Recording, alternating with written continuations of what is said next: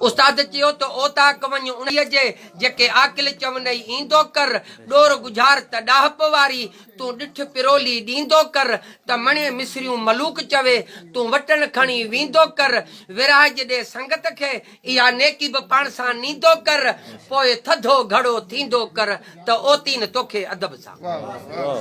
उस्ताद मोहम्मद मलूक जो शागिर्द उस्ताद मोहम्मद लुकमान खोखर ओ हींअर अञा हाल हयात आहे उस्ताद। तो उस्ताद वरी चयो त अंगण न वञ उन्हीअ जे जेको सिक मझान यार सॾे मानी खाराए महिमाननि खे पोयां वरी पल पल पीओ पॾे अचण वञण तने खां तूं शौक़ मां ॾे यार छॾे पोइ तन जे यार तॾे लड़ी न वञीस लुकमान चए चए तो इन वटि न वञ चए तो वरी हिन वटि वञ तो ओ अंगण वञ उन्हीअ जे जेको सिक मझां करे सॾ पेर भरे ते पुनल सां गिरह बि खाइजे गॾु तोणे पाणी पीआरे प्यार सां तब कुर्क जे कॾहिं न कॾ पोइ ही सिर सां हॾ लुटाए छॾिस लुकमान।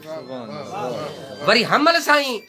अवां जो लेगारी आहे असांजे पाड़े जो आहे हमल साईं जा गुफ़्ता आहिनि त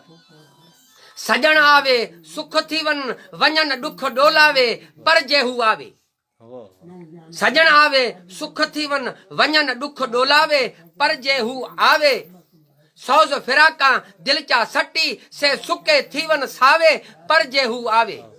हिकदम दिल भर कोल बहे कुल दर्द अलम गम जावे पर जे हू आवे हमद हमल हजार करा जो नाल गिची गल लावे पर जे हू आवे पर जे हू आवे। हमल साईं चयो त सोहणा सोहणी सूरत तैडी हाम अंदर विच हुरिए ओ तई दिल फुरिए साईं बिस्क बेशक बेशक सोहणा सोहणी सूरत तैडी हाम अंदर विच हुरिए तई दिल फुरिए